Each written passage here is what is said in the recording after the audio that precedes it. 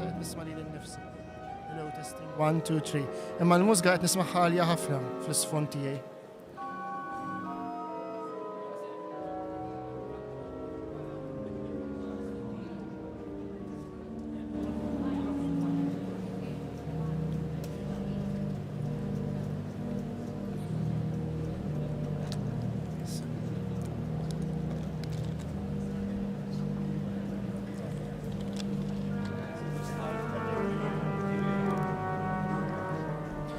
Jinfaħ nura screen kbir. Awek, okay.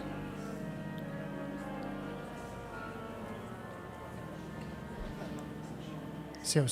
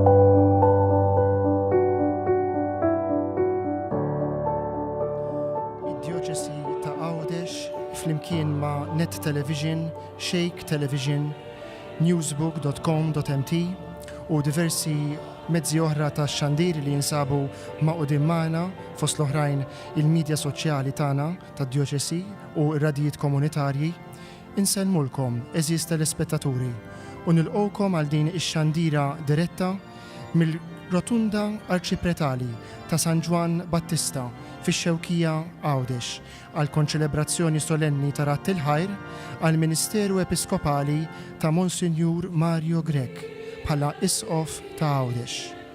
Il-ġimgħa l-oħra, propju nhar il-ġimgħa li għadda minn dan l-istess tempju monumentali iddedikat lil Battista, xandarna l-ordinazzjoni episkopali tal-Isqof il-ġdid ta' Għawdex Dun Anton Tewma.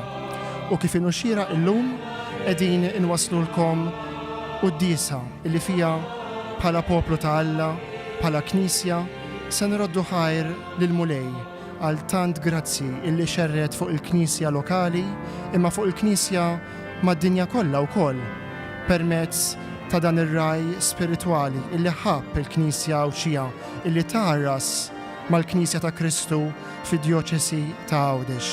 Monsinjur Mario Grech, kważi 15-il sena ta' episkopat illi fihom ta' lil din il-gżira tant u tant erf u imħabba. Din il-qudiesa se tkun ippreseduta minn Monsinjur Grek innifsu akkumpanjat minn isqfijiet oħrajn fosthom l-isqof il-ġdid ta' Għawdex Dun Anton Tewma, kif ukoll l-Arċisqof ta' Malta Charles J. Xikluna. Bħalissa fuq l-iskreens tagħkom qed taraw inkwadraturi mill-isbaħ tal-Knisja Rotunda tax-Xewkija illi fid-29 ta' Awwissu, jiġifieri fi żmien jumejn oħra, se tiċċelebra l-festa tal-Martirju ta' San Ġwan Battista. Qed taraw ukoll ixbija sabiħa ta' San Ġwan Battista xogħol ta' Pietru Pawla Zoppardi li din is-sena qegħdin jitfakru l-175 sena minn meta waslet fostna. Fl-isfond diġà bdejtu tisimgħu in-noti mużikali sbieħ li se tkun qed tagħtina il-Kappella Sancte Maria Assunte tal-Katedral taħt id-direzzjoni tas-surmas tagħha Maestro Carmel P. Grek illi jiġi wkoll ħu l-isqof Grek. L-innijiet li se jiġu esegwiti huma arranġamenti tas-surmast Josef de Brincat, fil-waqt illi l-allima tal-kappella hija Mariella Spitieri Ċefaj. Fl-isfond bħalissa l-innu tas-sena Marjana illi kien l-isqof Mario Grek innifsu illi sejjaħ fid-Djoċesi ta' Għawdex sabiex tissaħħaħ l-imħabba lejn Omna Marija meqjuma fis-santwarju tagħha. Dan huwa innu illi ġie musikat minn Joe Formosa u miktub minn Francesco Pio Attart għal dik l-okkażjoni tas-sena Marjana. Fuq l-orgni l-organista ċelebri Wayne Marshall illi se jkun qiegħed jakkumpanja lill-Kappella Sancte Maria Assunte matul din iċ-ċelebrazzjoni.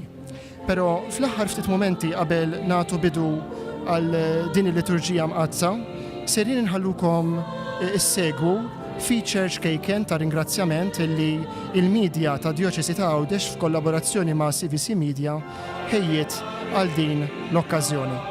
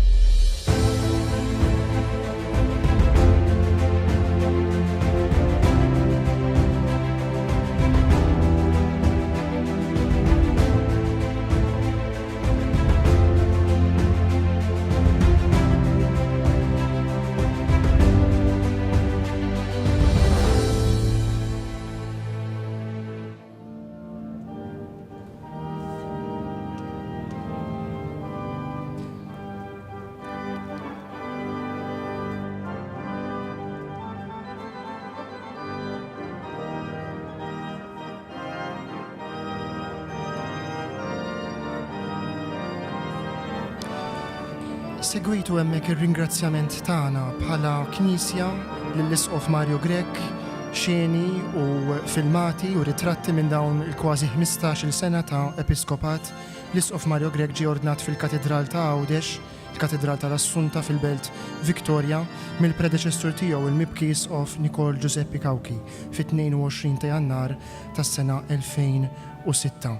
U għalhekk wara 15-il sena issa il-Papa Lusiet jew il-Papa Franġisku se jaħlu sabiex iwettaq rol importanti ħafna fil-Vatikan bħala is-Segretarju Ġenerali tas-Sinodu tal-Isfiet, ħidma li diġà beda jwettaq u se jkompli issa jidħol fija bruħu ġismu minn mix-xahar li ġej, mix-xahar ta' Settembru.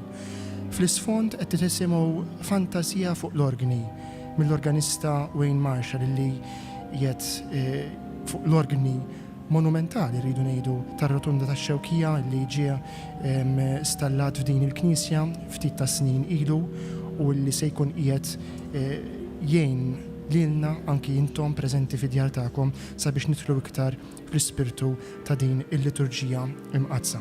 Intant anki mill-inkwadraturi li tistgħu taraw fuq l-screens tagħkom diġà wasal flimkien mal-miġema fuq id-dimnet il-President ta' Malta, Dr. George Vella, flimkien mas-Sinjura tiegħu, illi huma fost l-awtoritajiet ċivili l-ogħla awtoritajiet ċivili li onoraw bil-preżenza tagħhom qegħdin jonoraw din il-liturġija imqazza. Flimkien magħhom preżenti wkoll għal din il-qudiesa ta' Rat il-Ħajr il-Ministru għal Għawdex Clint Camilleri u s-Sinjura tiegħu, membri oħra parlamentari, l-Ambaxxatur għas-Santa Sede Frank Zammit, kif ukoll il-President tar-Reġjun ta' Għawdex Dr. Samuel Azzopardi u s-Sindku ta' dan ir-Reħal tax-Xewkija Hubert Saliba. Fil-filmat li rajna aktar kmieni stajtu issegwu u taraw diversi ħidmiet li wettaq l-Isqof Mario Grech fid-Djoċesi ta' Għawdex f'dawn l-aħħar 15-il sena. Jispikkaw fost l-oħrajn il-missjoni djoċesana imsejħa fl-2008 fl-okkażjoni wkoll tal-Sena Pawlina. Il-vista pastorali li huwa għamel fil-15 parroċċa Awċija bejn l-2013 u l-2016 u s-Sena Djoċesana Marjana li huwa sejjaħ fl-okkażjoni ta' l-400 sena mill-kwadru tal-Madonna ta' Pinu propju fl-2018. Huwa għamel ukoll bosta żjarat barra minn Malta sabiex il-Knisja f'Għawdex tkun qrib tal-emigranti illi huma l-poplu tagħna imma imxerred fid-diversi kontinenti. Fl-Istati Uniti tal-Amerika, fil-Kanada, fl-Awstralja, żar ukoll il-missjonarji fl-Albanija, fil-Brażil, fil-Peru. Tiegħu Isqof Mario Grech biex miegħu jroddu ħajr lill-Alla għall-Ministeru Episkopali tiegħu. Waqt li ngħidu grazzi lill-Alla għal dak kollu li jagħmel ma' din id-djoċesi permezz tal-Episkopat tal-Isqof Grech, nafdaw f'riġlejh il-ħidma ġdida tiegħu li ser jibda f'Ruma b'risq il-Knisja Universali. Nagħtu bidu għal din iċ-ċelebrazzjoni bil-kant. Inqumu bil-wieqfa. Il-kor illi qiegħed jakkumpanja din il-liturġija u janima bl-isbaħ voċijiet tiegħu ser issa ikkanta l-innu tal-introjtu Great is thy faithfulness, kliem ta' Thomas O. Chisholm, mużika ta' William M. Ranier.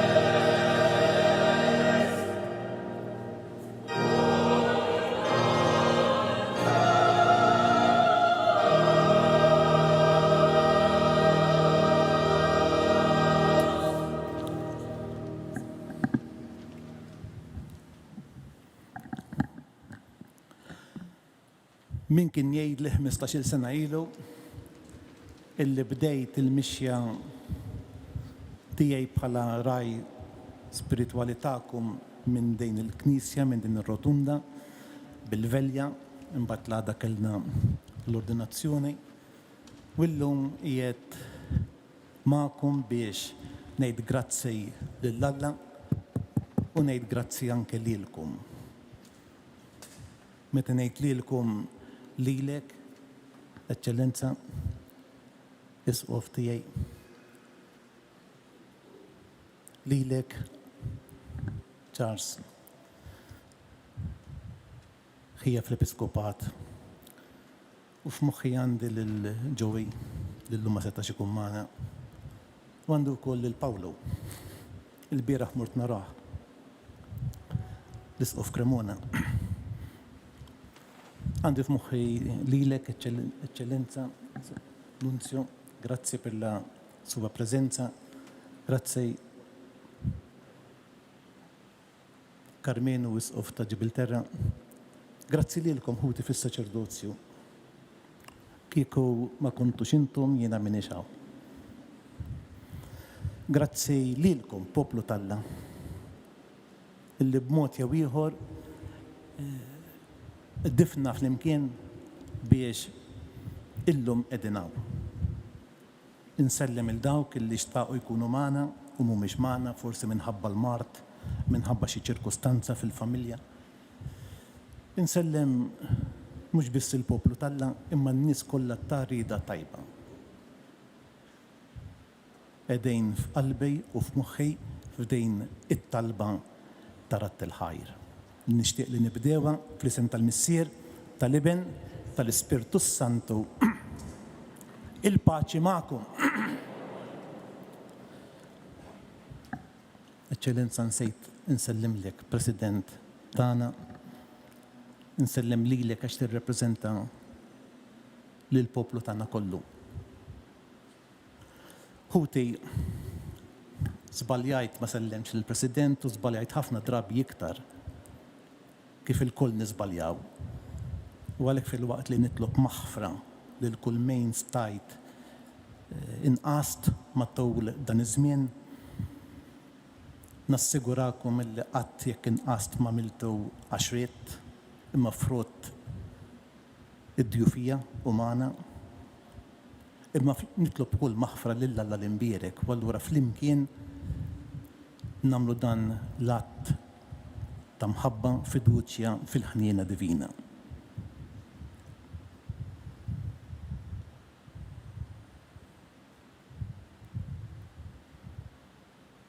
Nistqar l-Alla li jista' kollox li lkom ħuti li jiena dnibt ħafna bil-ħsieb, bil-kliem, bil-emejl, billi ħallejt dmirijieti, ħtija tiegħi bl-ikbar ħtija tiegħi. Għalhekk nitlob l-imqadsa Marija Dejjem Verġini, l-anġli u l-qaddisin kollha u lilkom ħuti li titolbu għalija lil-mulej Alla tagħna. Iħenna lina Alla li jista' kollox jaħfrilna dnubietna u jwassalna fil-ħajja ta' dejjem.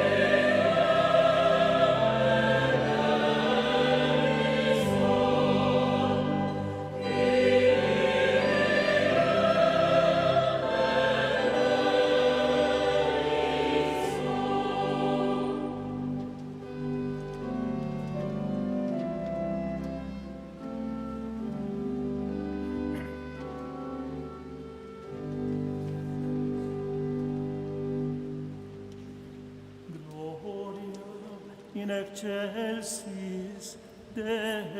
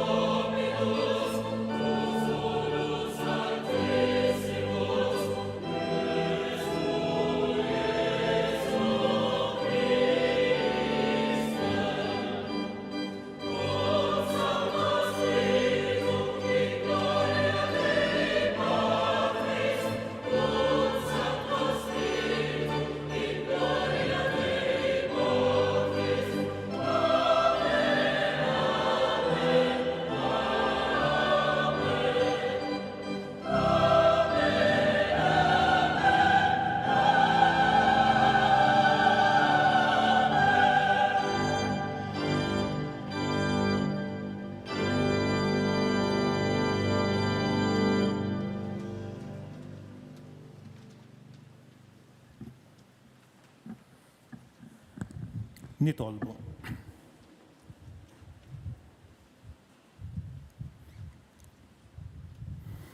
U Alla, f'kull waħda mill-knejjes li huma miexja lejk fuq din l-art, inti turi l-knisja tiegħek waħda qaddisa kattolika apostolika. Għamil li aħna l-poplu tiegħek inkunu maquda mar-raj tagħna u ninġabru ġemma waħda fl-Ispirtu Santu permezz tal-Vanġelu u l-Ewkaristija biex nistgħu nidru bħala ġbija xierqa tal-poplu tiegħek kollu kemm hu u nkunu sinjal u mezz tal-preżenza ta' Kristu fid-dinja. Bibnek Ġesu Kristu Sidna li huwa Alla li miegħek jgħix wisaltan flimkien mal-Ispirtu Santu għal dejjem ta' dejjem. Il-kompożizzjoni tal-Qudiesa li qed tiġi esegwita hija il-Messa in Sol Maggiore, opus 336 tal-organista u kompożitur Franċis tas-seklu 19 Jacques-Louis Batman. Issa sejri nisimgħu il-liturġija tal-kelma tixxandrilna. Qari mill-ktieb tal-Atti tal-Apostli. F'dawk il-jiem l-att ta' dixxipli kien qiegħed jiżdied. Għalhekk sar xi tgergir mill-lut Griegi kontra l-lut. Għax derilhom li ma kienx hemm min jieħu ħsieb ir-romol tagħhom fil-ministeru ta' kuljum. Għalhekk it-tnax sejħu l-ġemgħa tad-dixxipli u qalulhom: mhux sewwa li aħna nħallu l-kelma ta' Alla biex naqdu fl-imwejjed. Mela l-aħwa, ħudu ħsieb u għażlu minn fostkom 7 irġiel li għandhom isem tajjeb u li huma mimlijin bl-ispirtu u bl-erf u nħallu din il-ħidma f'idejhom. U aħna nagħtu ruħna għat-talb u għall-Ministeru tal-Kelma. Dan il-kliem oġob lil-ġemgħa kollha u għażlu lil Stiefnu, bniedem mimli bil-fidi u bl-Ispirtu Santu, lil Filippu, lil Prokoru, lil Nikanor, lil Timon, lil Parmena u lil Nikola, proselita minn Antjokja. Lil dawn resquhom quddiem l-apostli li talbu u qegħdu idejhom fuqhom. U l-kelma ta' Alla kienet tixteret dejjem aktar. L-att tad-dixxipli kien jiżdied ħafna f'Ġerusalemm u kotra kbira ta' assessin kien joqogħdu għall-fidi. Il-kelma tal-Mulej. Is-silta mill-Atti li tirrakkonta l-għażla tal-ewwel 7 djakni fosthom Stiefnu.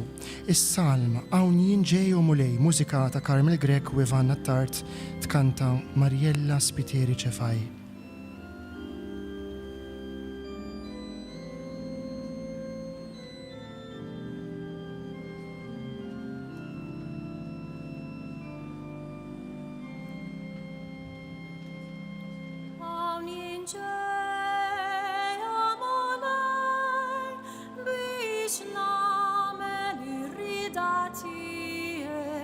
Hawn jin ġej, ja mulej,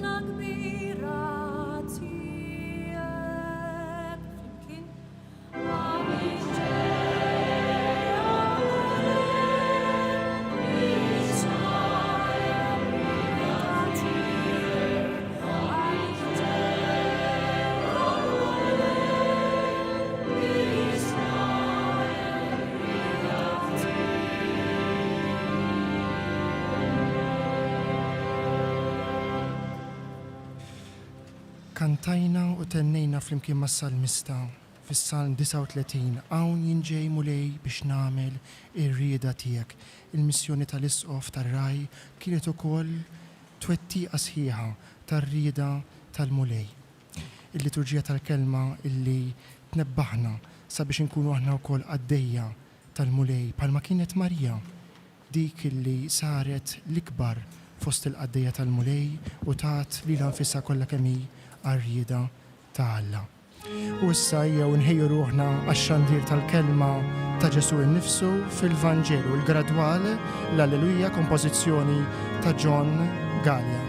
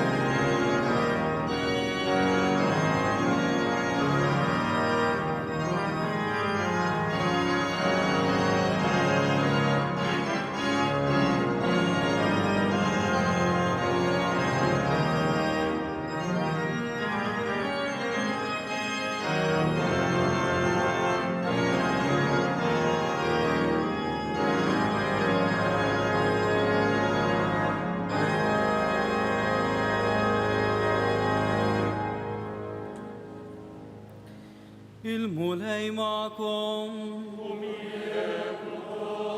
Qari mill-Evanġelju skont San Mattew.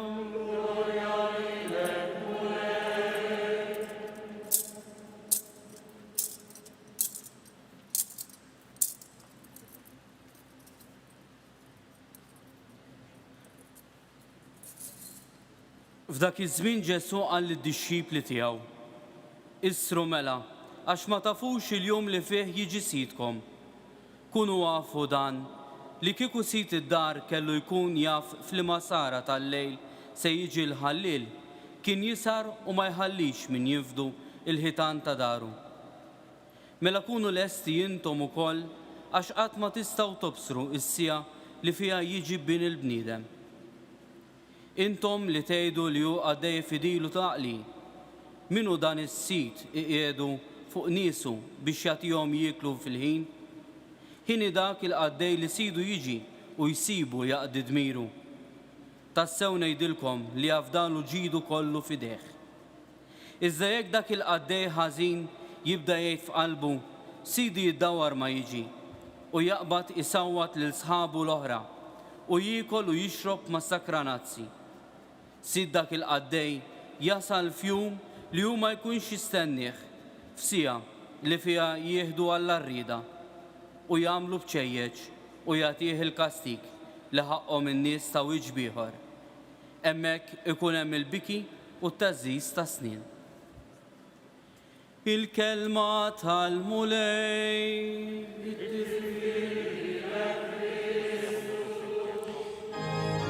Smajna x-xandira tal-Vanġelu mid-Djaknu Franġiskan Konventwal Etienne Gilsin meħuda mill-kapitlu 24 tal-Vanġelu skont San Matteo għal-Vanġelu tal-liturġija tal-ġurnata tal-lum il-ħamis fil-21 ġimgħa ta' matul is-sena. Ġesu jisaqsi minnu dak il-qaddej fidil u għaqli, dak li s-siti qiegħdu fuq niesu biex jagħtihom jieklu fil-ħin. L-isqof Mario Grek jista' jitqies wieħed minn dawn il-qaddejja fidili u għaqlin li l-mulej qiegħed fuq id-dar tiegħu u tassew bħala raj fuq il-passi tar-raj il-kbir ħaħsieb jindokra il-merħla, ħaħsieb illi jisar u jassess fuq il-poplu tal-Alla fil-gżira Awċija. Rajna issa id-berik bil-ktib tal-Vanġelu minn Monsignor Isqof lill-ġema kollha preżenti hawnhekk fir-rotunda tax-Xewkija. L-Episkopat ta' Monsignor Mario Grek, bla dubju ta' xejn, nistgħu ngħidu li kien mibni fuq din il-blata soda li hija l-kelma ta' Alla. Kemm omiliji, kemm kitbiet, kemm talim, kemm ittri sbieħ indirizzati lil poplu tal-Alla, ittri pastorali, jiġifieri l-ittri tar-raj tassew kiteb minn qalbu Monsignor Mario Grek sabiex jgħallem il din il-merħla u jżomma fit-triq tal-mulej Ġesu. U ta' dan aħna llum rikonoxxenti u nroddu ħajr lill-Alla. Il-mużika sabiħa mill-organi tax-Xewkija u propju minn taħt idejn l-organista Maestro Wayne Marshall, il-pjanista ċelebri Ingliż illi illum qiegħed jakkumpanja l-iskola u l-kappella Sankta Maria Assunta f'din iċ-ċelebrazzjoni sabiħa. U issa jew nisimgħu l-aħħar omilija. Il-Vanġelu li għadu kif tħabbrilna ma setax ikun aħjar għall-ġurnata tal-lum. Huwa proprju l-Vanġelu li l-liturġija tatina l-lum. Għaliex ma setax ikun aħjar, għaliex ħbib tiegħi jiena ma nħarix lura, nħares il-qoddim, fis-sens jien naf li qed jiġi dak il-jum il-rid nagħti kont ta' Emili. Li Alla l-imbierik qed jistaqsini x'għamilt għall poplu li jiena afdajt fil-kura tiegħek. U naħseb hemm kelma waħda illi rrid nirrispondi għalija anke fid-dawl tal-Vanġelu. Għax jgħidli int kont fidejl jew le. Jistaqsini fuq il-fedeltà. Ekku qatt naħseb tgħid ittimma jistaqsini jekk kontx fidejl. X'ħan wieġeb skont nifhem fedeltà. Li nkun fidejl jista' jfisser li nibqa' fejn jien status quo. Jiġifieri bħall ilma qiegħed ma nitħarrekx immobbli.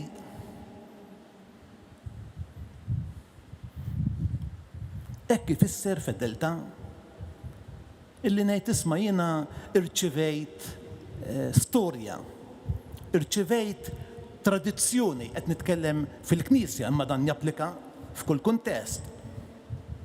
U allura biex jien inkun fidejl għall-missjoni tiegħi ifisser nagħmel kollox fil-vetrina ħalli jibqa' tal-ekwali.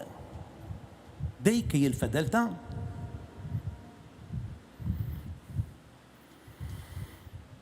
Jew il-fedeltà tfisser il-kapaċità li tinbidel u li tibdel għall-aħjar. Il-fedeltà ifisser illi wieħed ikun miftuħ għas-sorpriżi ta' Alla. Il-fedeltà jfisser illi taf x'patrimonju irċivejt u tożżu, imma dak mhux kollox, hemm farka oħra li int u dawk li huma fil-kura tiegħek trid tgħinhom jiskopruh. Din il-fedeltà kif nifhimha jien ħbib tiegħi. U din il-kapaċità li wieħed jinbidel u jibdel neħtieġuha mhux biss meta l-affarijiet huma ħażiena u tgħid mena lew ma ħażiena nara x'ħan nagħmel biex inġibhom aħjar. Imma neħtieġuha wkoll meta l-affarijiet huma tajbin. Għax fl-aħħar mill-aħħar din hija l-liġi tal-ħajja li wieħed jikber, li wieħed jimmatura, li l-komunità ekklezjali timmatura. U jienu naħseb dan il-kwadru ġieni f'moħħi dak il-passaġġ meħud mill-Atti tal-Apostli li smajna fl-ewwel qari. Bibtijaj, l-Atti tal-Apostli f'dak il-moment dak li ġara meta is-sitwazzjoni nbidlet. Kellna mhux biss Lowt li jitkellmu bil-Ludej, imma kellna wkoll bdew ġejjin il-Lowt li jitkellmu bil-Grek. Ara. Bix-xogħol beda jikber. U l-foqra, interessanti, il-foqra ħassewhom u r-Romol ħassewhom qed jiġu traskurati.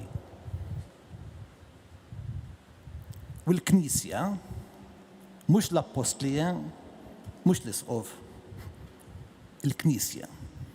Il-Knisja qalet hemm bżonn nagħmlu xi ħaġa. U x'għamlu? Għażlu 7 irġiel biex jaqdu l-imwejjed.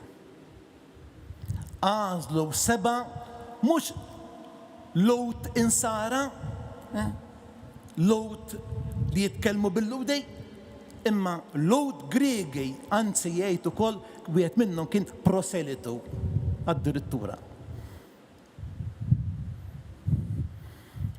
Araw x'bidla kien hemm,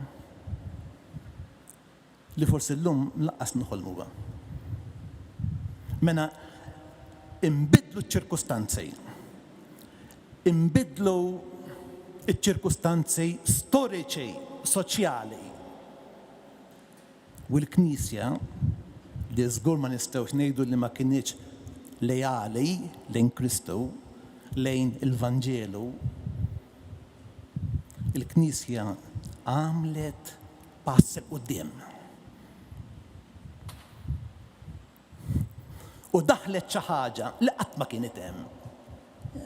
Araw ftit ta' għax illum nitfixklu biex ma ngħidx niskandalizzaw ruħna kif ikun hemm xi diskors. Daħlu d-djakunat, ma kienx jeżisti, mhux tan-nisa, laqqas tar-ġiel ma kien jeżisti. Jifieri kienet komunità illi fedeltà ikkrejat, ħolqot dak li l-Ispirtu ried mill-Knisja għal dak iż-żmien. Interessanti ħbib tiegħi.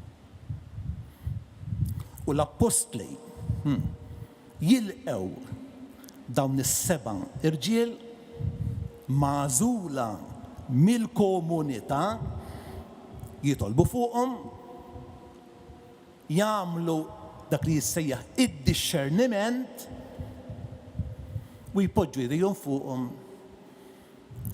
u jordnawhom għad-djakonat. Allura dan ma kinux fidilej, kieku llum naħseb jgħidu qed titbedu mill-Vanġelu. Kif kullum jgħidulna qed titbedu mit-tradizzjoni. Kieku jgħidulna qed tħolqu xizma. Mhux kieku hekk jgħidulna. Min għandu bidnejn ħajisma'. Hekk jgħidulna, u hekk jgħidulej. Imma din hi l-fedeltà ħbib tiegħi li jien ippruvajt flimkien magħkom ngħix matul dawn il-15-il sena. U rid żmien anke jien biex nissawwar bħala raj. Jiena wieħed insemmih fil-ġejb. Ġew mikallef stafraġ. Ġieli nagħmlu diskursati fuq it-telefon. Jagħmilli Don Mario, lilek narak is of in the making. Is of qed tinbena.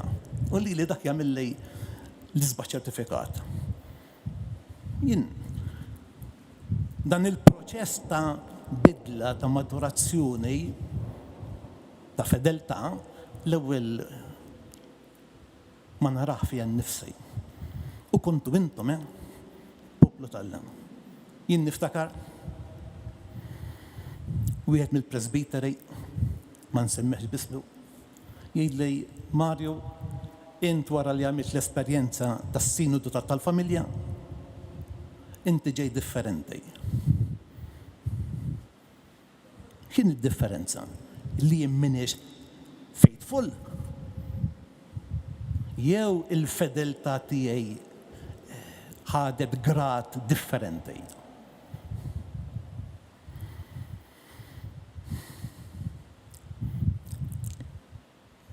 Iċ-ċirkustanza tal-lum tippermetti li nsemmi ftit eżempji.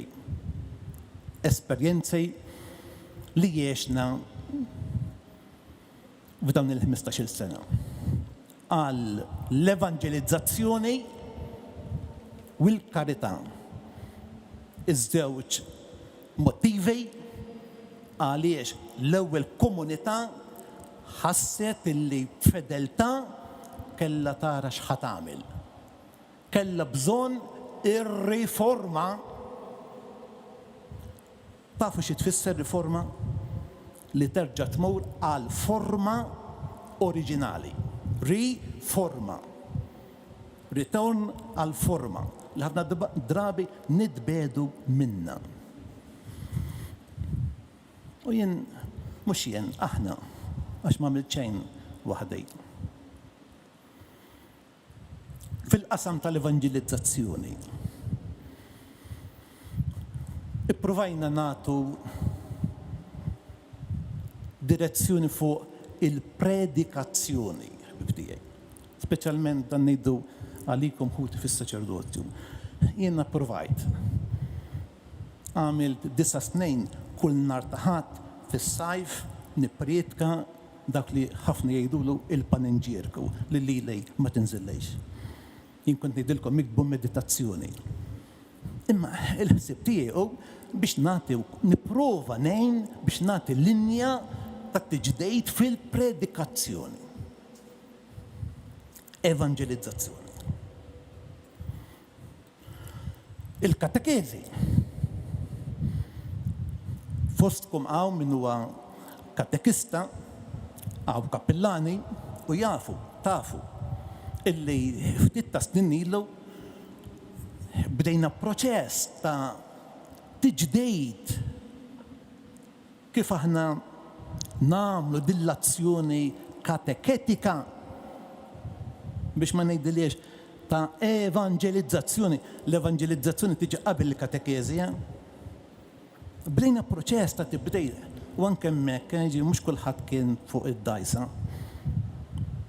Għax ma nibqgħux bis-sistema tal-bieraħ konna nisimgħu. Proċess li għadu għaddej ta' tiġdejt u hemm bżonnu. Jiena il-ħadd li għadda kont f'parroċċja nagħmel griżma. Kappellan qalli hawn nofshom it-tfal ma jiġewx il-quddies il-ħadd u dawn għall-griżma. Ma tpoġġilniex mistoqsija fuq is-sistema kateketika tagħna. U laqt nitkellem fuq il-katekezi, kamp li sar ħafna xogħol fuqu kienet il-familja. U hawnhekk il-motu kien l-isqof Anton, illi ju u it-tim tiegħu minn kull parroċċa ħolqu sistema ta' katekezi għall-familja. U meta tnejt il-katekezi għall-familja, ippermettu li nsemmi il-katekezi għad-divorzjati. Illum tejda tiżbaljak ma tejdiex. Imma meta bdejta jien Don Anton, kien id-dawa kif nleqqew dawk li huma divorzjati, forsi fit-tieni xejdula relazzjoni, u ngħinuhom fil-mixja tagħhom wara Kristu. Kienet azzjoni profetika. Kellna l-kritika. Imma grazzi għax inti għamilt dak li llum il-Papa qed jgħidilna nagħmlu Don Anton. U laqgħet ngħidlek jien naħseb waħda mill-affarijiet żbiel ħalli warajja hija xi ħaġa li ħedimnija flimkien jiena u l-Arċisqof Charles. L-applikazzjoni biex hekk, il-kriterji tal-applikazzjoni tal-kapitlu 8 tal-imbierka Amoris Letizia, kemm switilna Charles u kemm għadha tiswilna u tiswieli.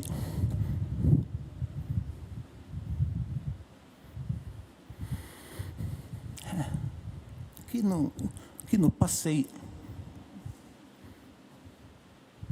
li ridna l-kuraġġ biex nagħmluhom. Jiena li din hija fedeltà, għallulna m'intomx fidili għall-Vanġelu. U m'intix fidili għall-Vanġelu miexi wara Pietru f'ġeħ kemm hemm. U Pietru wieħed dan fil-qasam tal-katekezi. Biex intikom idea ta' xi tfisser ta' x'risposta rrid nagħti jien għall-fedeltà x'in jistaqsini li għallim. Kif qedtilkom l-atti tal-Apostli, dak li instiga il-kommozzjoni fl-ewwel komunità kienu l-foqra. Kif abbandonajtuna? U jien rrid nirringrazzja l-Bambejn illi f'din id-djoċesi sibt ħafna ħidma karitattiva, ħsibt istituzzjonijiet tal-Knisja imwaqfejn biex jagħmlu karità, imma dak ipprovajna inkatruhom. Wara li assigurajna li għandna is-sodda il-mezzi, allura mbagħad bdejna nifirxu il-ħidma karitattiva. Ġifieri mużgur ma tafux intom għaw il-Kabuċċini fejnu, il-provinċjal tal-Kabuċċini. Inna sentejn nitkellmu dwar kif surit il-bniedem ikolla dar f'Għawdex, f'dar tal-Knisja, biex nagħtu kien għal dawk li għandhom disturbi mentali in the pipeline. Ftit xurilu, jiena u l-Arċisqof Malta u jiena Għawdex, meta kien hemm immigranti bejn sema u baħar, lill-gvern offrejnielu. L-Isqof Charles offrilu dar Malta, jien offrejtlu villa f'Għawdex tal-Knisja.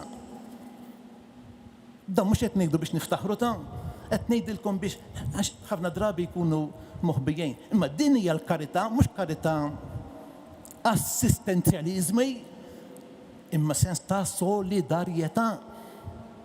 Jiena l-bieraħ mort l-APS għax ridu jgħidu lej grazzi.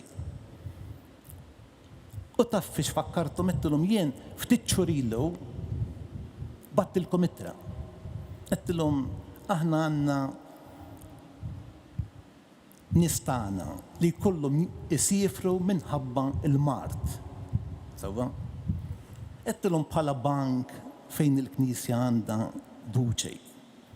Tagħmlu ħafna ħidma soċjali, imma araw twaqfux font biex tgħinu lil dawn il-pazjenti. Kont qed nitkellem għad-dioċesi u id-dioċesi toħroġ is-sem tagħha. Ħalli minnu fid-deffa ngħinuh. Bibtiegħi dawn huma ftejt mill-esperjenzi ta' Knisja li entuni ngħix f'dawn il-15 il-sena. Għal xi ħodd jistgħu jidhru li huma passi fejn wieħed jaħrab mill-fedeltà, imma mhux hekk. Anzi, u hawn nagħlaq dan huwa l-awgurju tiegħi. Jiena kuntentismu. Suppost ma tkunx kuntent illum, imma jien kuntent li l-Ispirtu Santu u l-Knisja batulna lill-Isqof Anton. Għaliex jiena konvint li huwa raġel fidelismu għal Alla u għal bniedem. U għandu wkoll il-karizma biex ikompli jiżviluppa. Għax din il-fedeltà, il-kapaċità li wieħed jinbidel u jibdel. Jalla dan il-proċess, il-Papa jħobb jitkellem mill-proċessi. Jien sibt meta ġejtaw proċessi għaddejjin, u għalhekk insellem mill-qalb il-memorja tal-predeċessur tiegħi l-Isqof Nikola. Imma jien nittama li llum ukoll qabbatna proċessi għaddejjin u blajnuna tal-Madonna ta' Pino dawn il-proċessi mhux biss jibqgħu jiżviluppaw imma jitkattru u jħallu ħafna ġejb. Ikun infaħħar Ġesu Kristu. Iċ-ċabċipa mek tal-ġemma ċabċipa f'waqta u mistħoqqa riflessjoni li għadu kemm qasam magħna l-Isqof Mario Grek l-aħħar waħda fit-treġija tad-dioċesi jew aħjar issa bħala Isqof Emeritu. Wasilet ir-riflessjoni tiegħu mill-qari li smajna fil-liturġija tal-kelma mill-Atti tal-Apostli fejn wera kif il-Knisja għandha bħala missjoni tagħha u approva jagħmel dan bħala raj tagħha f'għawdex li tkun attenta għal bżonnijiet tas-soċjetà tal-lum b'fedeltà lejn il-Vanġelu u lejn Kristu. Flimkien f'xirka waħda ta' mħabba biex niftakru fil-ġejt kollu li Alla għamel magħna nitolbuh inebbaħna x'għandna ngħidu biex naqelgħu minn għandu dak li hu irid jagħtina.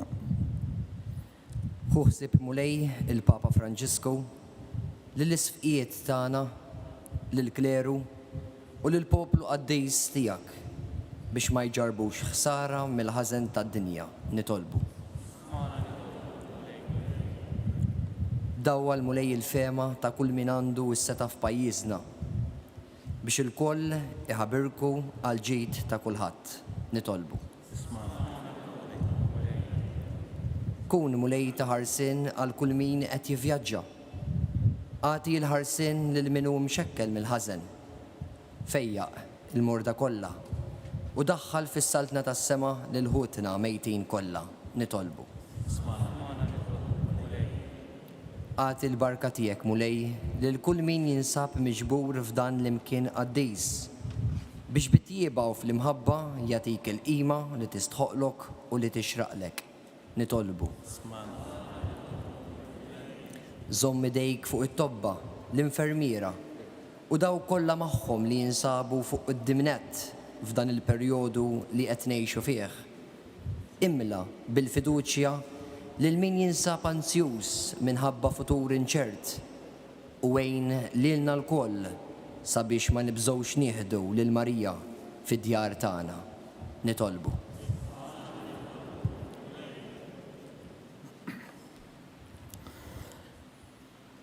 Missierna, Alla ta' dejjem li tista' kollox, ħen għalija għal dan il-poplu tiegħek. Watina bil-kotra dak li qegħdin nitolbuk, imnebħejn minnek bi Kristu Sidna. Kbira hi il-fedeltà ta' Alla smajna fl-innu tal-bidu u propju r-riflessjoni tal-isqof kienet iddur ukoll ma' din it-tema tal-fedeltà Alla lejn il-poplu tiegħu u l-poplu lejn Alla. Issa fl-offertorju se nisimgħu mill-mużika ta' William Howard Down l-innu To God Be the Glory.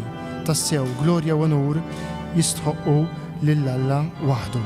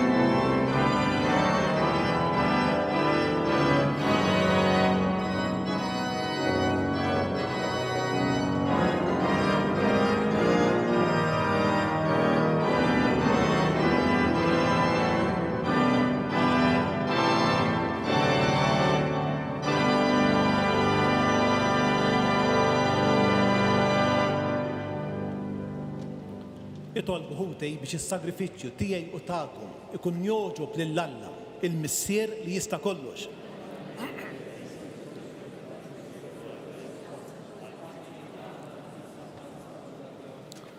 Mulej, aħna qegħdin niċċelebraw it-tifkira tal-imħabba bla qies ta' ibnek. Fiċċa kuntana nitolbuk biex il-frott tal-ħidma fed-dejja tiegħu permezz tal-Ministeru tal-Knisja imqazza ikun ta' ġejt għas-salvazzjoni tad-dinja kollha bi Kristu Sidna. Il-mulej magħkom. Nerfew qlubna l-fuq. Niżu ħajr lill-mulej Alla tagħna. Sewwa u xieraq tas-sew mulej missier qaddejs Alla ta' dejjem li tista' kollox tajjeb u ta' ġejt tas-salvazzjoni tagħna li dejjem u kull imkien irroddulek ħajr. Għaliex fix-xejn m'għamel xejn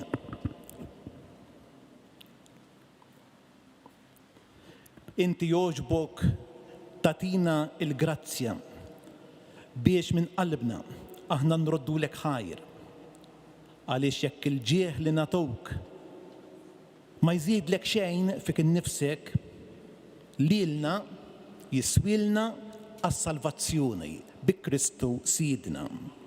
Għalhekk nissieħbu mal-qtejja tal-Anġlej u b'ferħ kbir infaħruk u nkantawlek.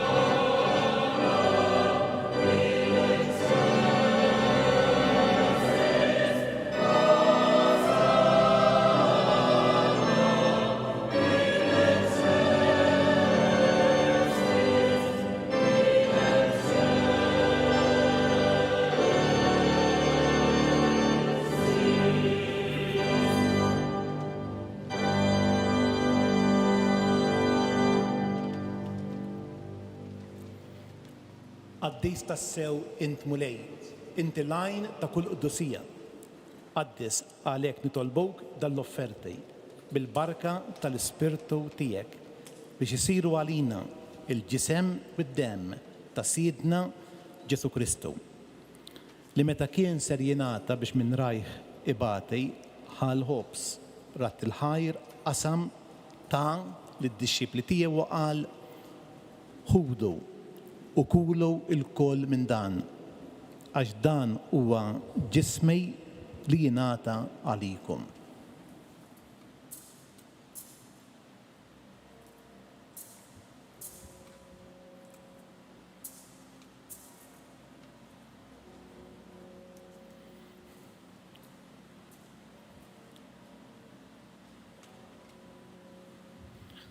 Ekku kol wara l-ikla għal-kalċej reġarat il-ħajr tal id-dixxipli tiegħu u qal ħudu biex xorbu minnu il-koll. Għax dan huwa l-kalċej ta' demmi, tal-patt il-ġdejt li jibqa' dejjem. Id-dem li jixxerret għalikom u għal-bnedmin kollha għal-maħfra tad-dnubiet. Għamlu dan b'tifkira tiegħi.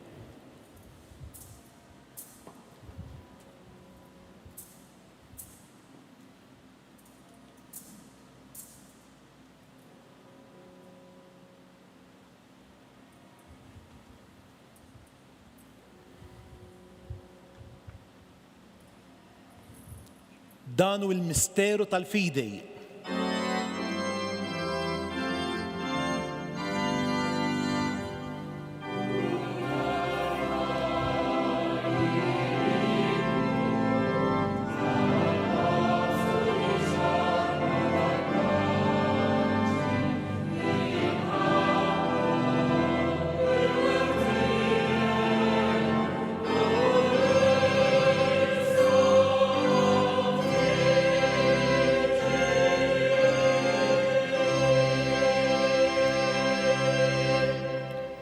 Għalhekk aħna nagħmlu dan b'tifkira tal-mewt u l-qawmien ta' Sidna Ġesu Kristu. Nofrulek mulej il-ħobs tal-ħajja, il-kalċej tas-salvazzjoni.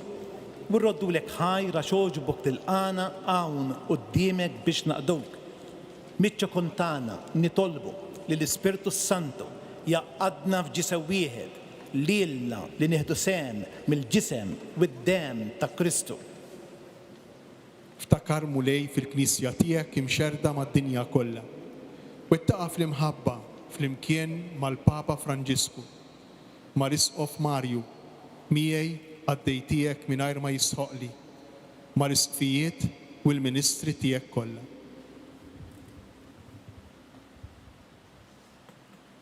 Ftakar ukoll f'ħutna li raqdu bit-tama tal-qawmien, ftakar fil-mejtin kollha.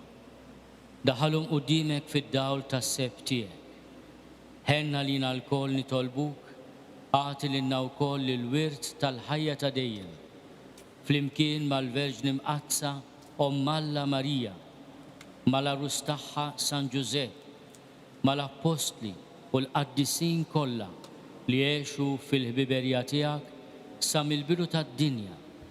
Għamel li magħhom infaħruk u nsebħuk Ġesu Kristu. Bi Kristu, ma' Kristu u fi Kristu jingħata lilek Alla Missier li tista' kollox flimkien mal-Ispirtu Santu kull ġieħu glorja għal dejjem ta' dejjem. Ejjew nitolbu bit-talba li għallimna il-mulej Ġesu.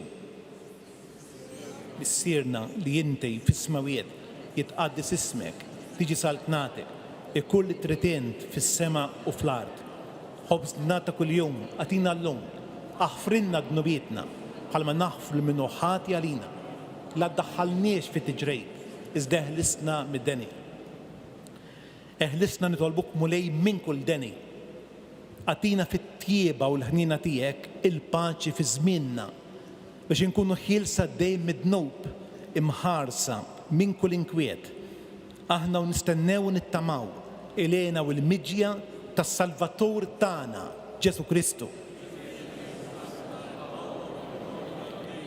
Mulej Ġesu Kristu li jett l-apostli tiegħek, inħallilkom is-sliem, natikom is-sliem tiegħi, la tħarex lejn dnubietna, imma ħares lejn il-fidej tal-Knisja tiegħek.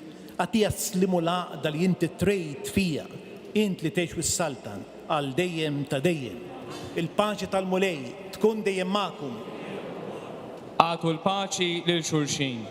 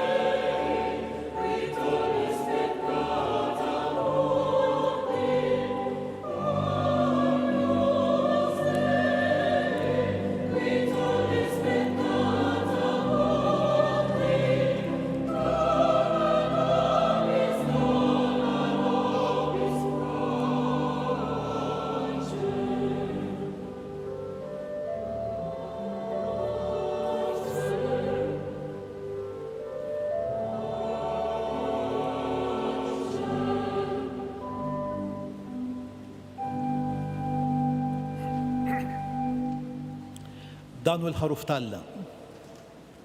Danu li neħi d-nubiet tad-dinja ħenjejn dawk mistiedna għall-ikla tal-ħaruf.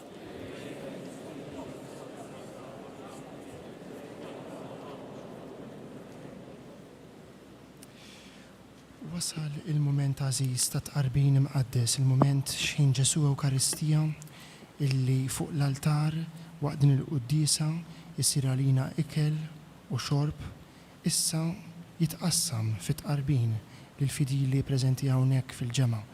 Imma ejja aħna wkoll ningħaqdu spiritwalment f'din it-tqarbina, speċjalment intom eżis telespettaturi morda u anzjani, ħossukom maquda magħna spiritwalment ma' Monsignor Isqof Mario Grek f'dan ir-rattaħajr tiegħu. L-Ewkaristija hija rattaħajr, hekk tfisser il-kelma Ewkaristija.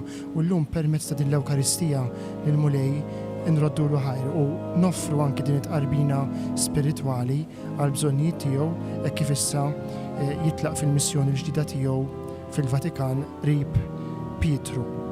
Infakru li l-qudiesa li qiegħda tiġi esegwita l-lejla hija qudiesa li ġiet komposta mill-organista u kompożitur Franċiż J.L. Batman.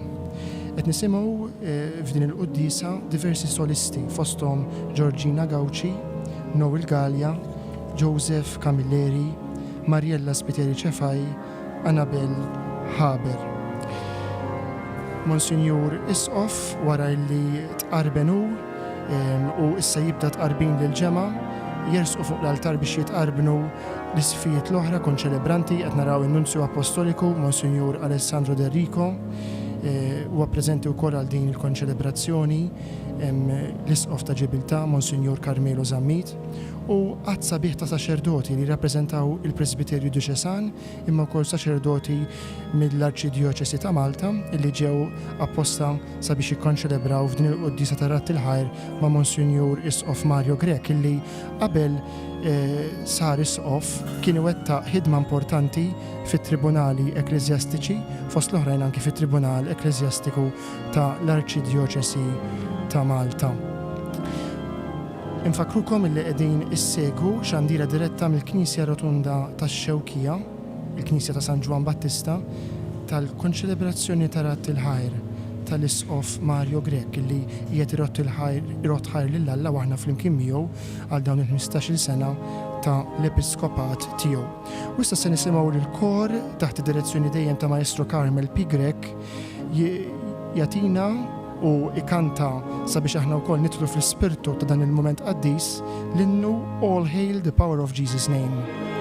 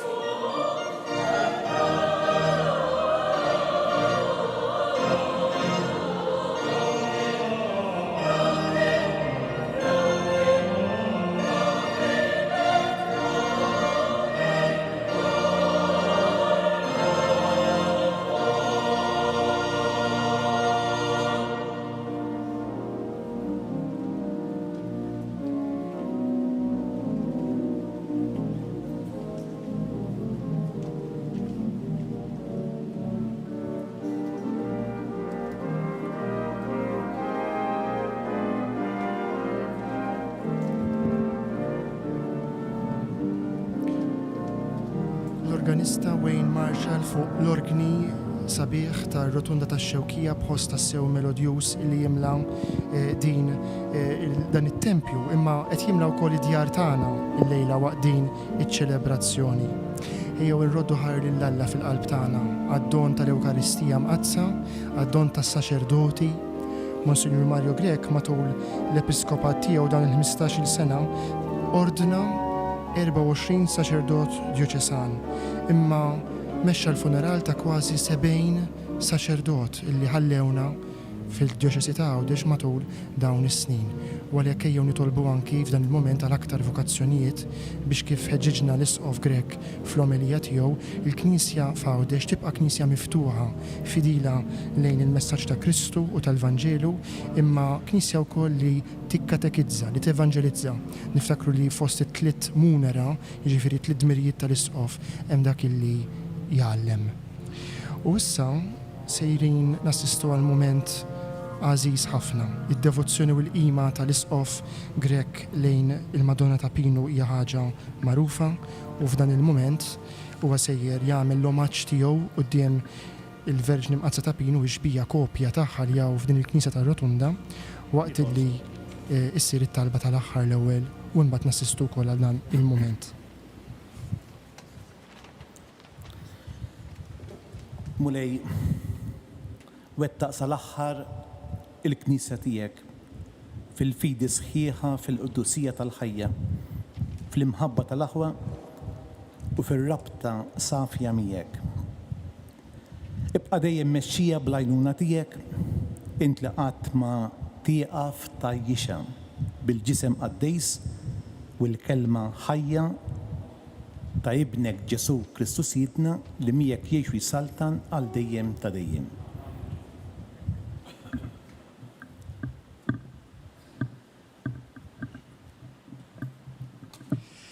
U waqt illi se nisimgħu titkanta l-Ave Maria ta' Charles Gounod mitfajjel Laurent Jacques Bishop, issa Monsignor Mario Grech sejjer imur quddiem ix-xbija tal-Madonna ta' Pinu u jagħtiha l-omaġġ tiegħu.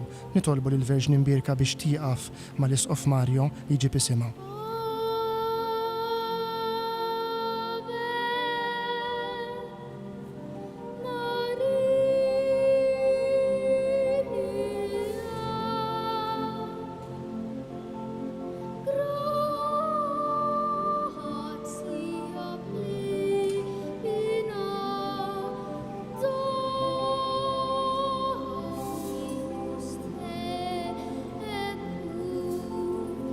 Oh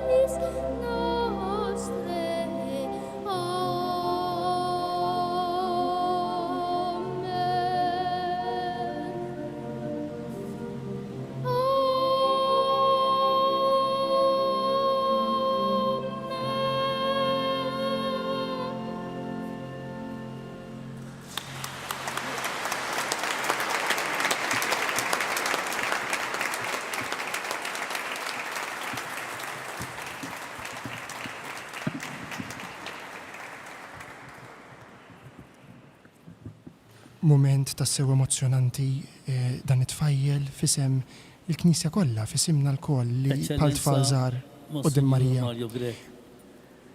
Llum dan il-poplu ta' Djoċisi tagħna nġabar dal-moment ta' talbu festa madwarek għaliex hija laqgħa ta' ratti l-ħajl lill-Alla għal dak kollu li għamil magħna f'dawn il-15 sena tal-episkopat tiegħek.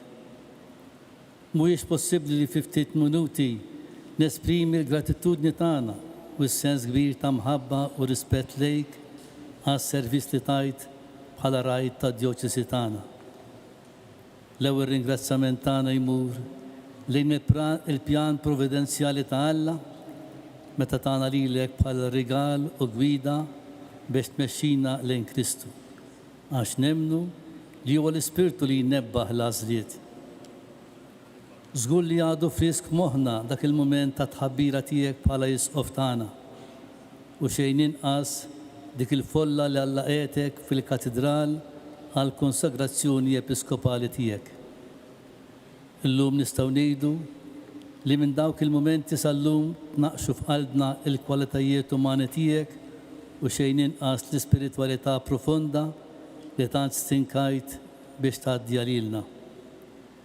Nirringrazzjawk għaliex dejjem rid tmexxina minn dak li huwa rotina ta' kuljum lejn aktar sensibilità għall eżiġenzi ġodda tas soċjetà ta' madwarna u li nħarsu lejn futur li jkun ankrat fis-sod bit-tama fi Kristu. Għal dan il-għan, intwelliet ħafna proġetti, inizjattivi, strutturi ġodda biex ikun ta' servizz għal ħajja umana, għal familja, għal soċjetà, għal dawk li huma mwarbin u għal dawk li m'għandhomx min jiddefendi id-drittijiet tagħhom. Nirringrazzjawk għax mexxejtna minn triq li ridet terġa' iġġedded fil-Djoċisi tagħna l-Ispirtu tal-Konċilju Vatikan it-Tieni. Grazzi għaliex ma ddejjaqx tkun vuċi tal-verità u tal-prinċipji tal-Vanġelu anke fejn setgħu kienu jdoqqu stunati għal xi wħud, speċjalment fejn kienu jidħlu il-valuri tal-ħajja umana u anke il-valuri tal-familja. Ma kienet xejn inqas l-insistenza tiegħek biex il-komunità nisranija f'Għawdex tkun midħla tal-kelma ta' Alla u tkun poplu li jinġabar taħt il-man tal-Madonna għaliex kont konvint li dawn huma żewġ toroq biex timbena f'Għawdex knisja mistika. Kienu koll l-impenn tiegħek biex il-komunità nisranija f'Għawdex u speċjalment il-lajċi tgħaddi minn sempliċement kollaborazzjoni għal iktar korresponsabilità fih dan il-Knisja li inti sejjaħtilha bħala post tax-xogħol miftuħ għal kulħadd. Nista' ngħid li kull meta wieħed kien jersaq biex jisma' l-omeliji tiegħek jew xi tip ta' diskors ieħor li kun taqsam mal-komunità Djoċesana kien iħossu li jersaq lejn vulkan ta' idijat ta' proposti ġejjin minn qalb u moħħ li niżlu fil-fond ta' dak li għandha tkun il-Knisja ta' għada. Eċċellenza, inxtaqt li kif esprima ruħu il-Papa Franġisku fl-Evanġeli Gaudium, il-Knisja f'Għawdex tkun Knisja missjonarja u dejjem inkoraġġejt lil dawk li wrew ix-xewqa jagħmlu esperjenza missjonarja. Mhux biss, imma wkoll kont qrib is-saċerdoti missjonarji tagħna biżjajjar li għamilt fosthom fejn kont ta' inkoraġġament għalihom. Ma nistgħux ngħidu li se tħalli Knisja perfetta f'Għawdex, imma żgur li jent ħafna biex id-Djoċesi tkun dejjem miftuħa għall-Ispirtu li jġeddidha u li tagħti opportunità lil kull membru biex ikun evanġelizzatur u jaħdem għal ġid komuni bla ma qatt tingħalaq fiha nfisha. Aħna ċerti li dak li bdejt int mhux se jieqaf, speċjalment fejn jidħol l-Ispirtu ta' Knisja mġedda u anke fejn jidħol qasam tal-familja għaliex il-maħbub soċċessur tiegħek l-Eċċellenza tiegħu Monsinjur Anton Tewma diġà huwa mkisser sewwa f'dawn l-oqsma. Aziz of Marium, inti llum m'intix l-istess kif il-qajniek 15 sena ilu. Imma llum inti persuna li flimkien maqdusija tiegħu il-Papa qed terfa' pis biex ma ngħidx piżijiet mhux faċli għaliex ġejt mobbi biktar minn kariga waħda f'Ruma. Hekk dak li xtaqt li twettaq fil-ġewġ tagħna li timxi flimkien fi stil sinodali issa qed taħdem għalih fil-kariga ta' segretarju tas-Sinodu fuq livell ta' Knisja Universali. Nirringrazzjak ukoll tal-paċenza li ħadd bija fl-uffiċċju tiegħi bħala Vigarju Ġenerali fejn forsi stajt inkun ta' iktar għajnuna għalik fil-Ministeru tiegħek. Jien diem aċċettajt dan l-uffiċċju bħal lealtà kbira lejk. Nirringrazzjak tal-fiduċja u għaffilli meta nqastek. Eċċellenza, fismi fisem sħabi s-saċerdoti u l-komunità ġuġusana mill-qad nixtieq ngħidlek grazzi kbira ta' kull ma għamilt għalina matul l-episkopat tiegħek u nweduk li mhux se ninsewh u anke nitolbu għalik biex il-mulej jgħinek fil-missjoni ġdida li joġbu jafdalek. Sitna Marija, l-om tagħna tas-sema takkompanjak fil-mixja twila li l-mulej sejjaħlek għalija rib il-misser tagħna il-Papa. Ad multos annus.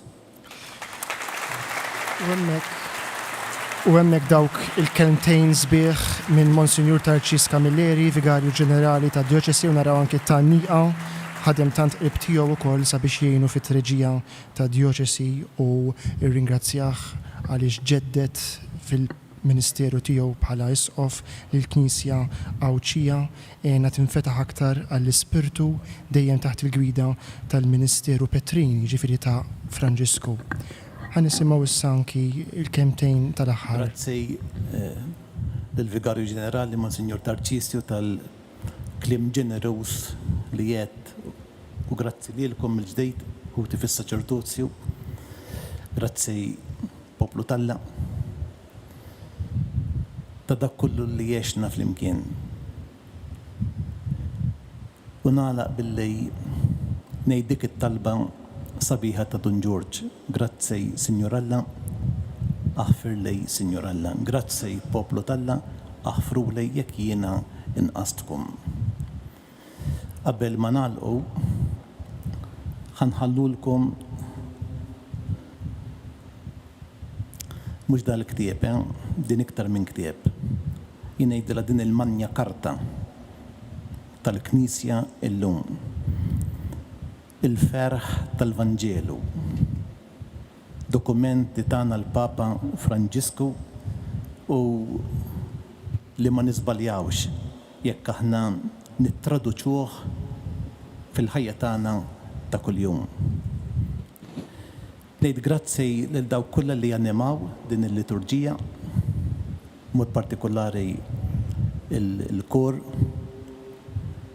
il-kappella Sankta Marija tal-Katedral tagħna taħt id-direzzjoni ta' ħija ta' Maestro Joe De Brincat, ta' Marjella Spiteri Ċefaj, grazzi. Grazzi lill-organista Wayne Marshall li semmalna dal-organi ma jistgħux li iżejjen lil din ir-rotunda. Ħaġa waħda nitlobkom. Jien nixtieq li l-imħabba u r-rispett li dewwaqtuni kemm domt magħkom u l-kollaborazzjoni li sibt fikom turuhom ukoll mal-isqof tagħna Anton. Grazzi mill-qalb.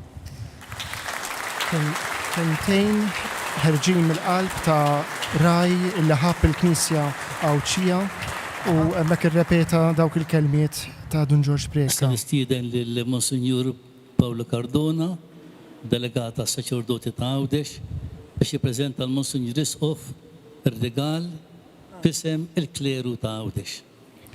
Ir-rigal li se jingħata lill-Isqof Mario Grek huwa xogħol fi-stained glass fuq disin oriġinali u realizzazzjoni artiġjanali ta' Barbara Ferrabecoli ta' Febarlin Studio di Proġettazzjoni d'Arte Monumentale ta' Ruma. Din inħadmet apposta għal din l-okkażjoni sabiex tingħata b'tifkira f'isem il-kleru kollu għawċi mill-List of Grek u turu fuqha fost l-oħrajn il-tema li ju kien għażel għal motto tiegħu infrazzjoni panis fil-qsim tal-ħobs, il-ġrajja ta' Emmaus, il-ġrajja tal-qsim tal-Ewkaristija, illi wara kollox il-Knisja hija msawra madwara. Xogħol sabiħ ħafna li issa Monsignor Mario Grek se jibqa' josb tifkira tal-poplu tagħna. Intom mitluba biex fit-tmiem din iċ-ċelebrazzjoni jekk joġobkom tibqgħu kollha bil-qiegħda f'postkom, inklużi s-saċerdoti, l-ushers ser jindikawlna huma kif noħorġu. Dan sabiex nevitaw li jinġabru numri kbar ta' nies fejn il-bibien. Grazzi. Il-mulej ma'kum. Alla, għajn u bidu ta' kull barka, jatikum il-grazzja tiegħu jimliekom u jfawwarkom bil-barka u jħariskom u jżomkom qawwija u sħaħ għas-snejn li ġejjejn.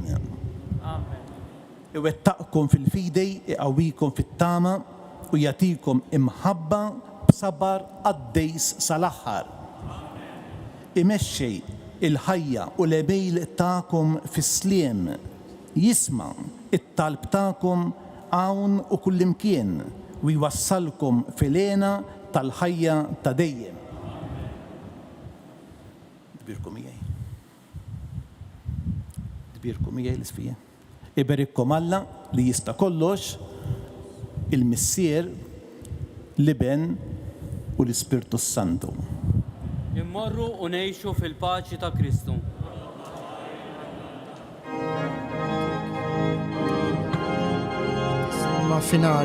it-tislima finali li il-barka li tagħna Monsignor Isqof sabiex aħna wkoll issa nġorru u xek din il-grazzja kbira li ħadna permezz ta' din l-Ewkaristija fid-djar tagħna tintemm ukoll b'tislima lill-Omna Marija, l-Ave Marija fuq il-melodija tal-Urt imma bi kliem miktub apposta ninġabru jansara infaħru lil Marija.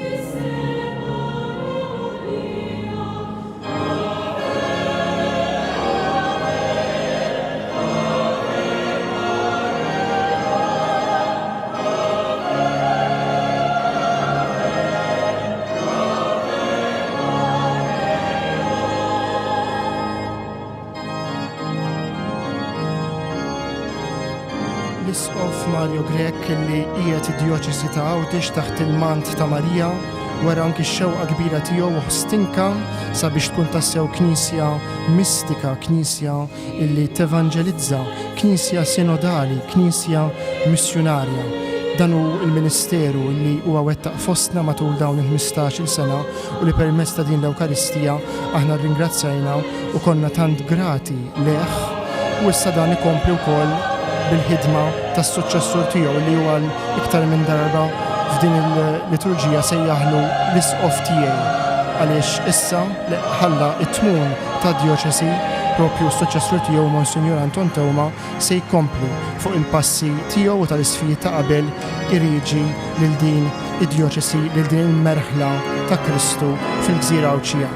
Issa l-proċessjoni ta' saċerdoti u l-isfijiet li tħalli il-rotunda waqt li Monsignor Mario Grek isellem l-awtoritajiet ċivili preżenti u l-ġema kollha, proċessjoni li toħroġ mir-rotunda u tidħol lura fis-sagristija tal-Knisja Rotunda.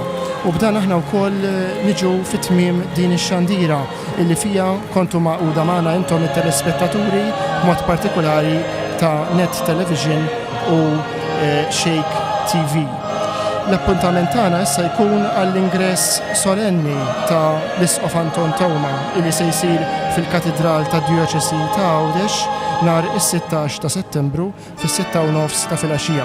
Inħeġġukom biex issegwu il-medja soċjali ta' Djoċesi u l-paġna tal-Facebook sabiex iżommu ruħkom aġġornati fuq il-momenti li ġejjin frabta mal-inawgurazzjoni uffiċjali tal-Ministeru Episkopali ta' Don Anton Tewma. Minnaħa tagħna aħna inwedu wkoll it-talb tagħna lill-Isqof Mario Grek u nawgurawlu fil-ħidma ġdida tiegħu qrib Pietru qrib il-Papa Franġisku fil-Vatikan bħala Segretarju Ġenerali tas-Sinodu tal-Isfijiet. Minnaħa tiegħi Francesco Piottart flimkien mal-kru kollu ta' CVC Media ma tfadalli xejn li nirringrazzjakom li segwejtuna f'din ix-xandira diretta mir-rotunda arċipretali ta' San Ġwan Battista fix-Xewkija u nagħtikom il-komplament tal-lejla tajba.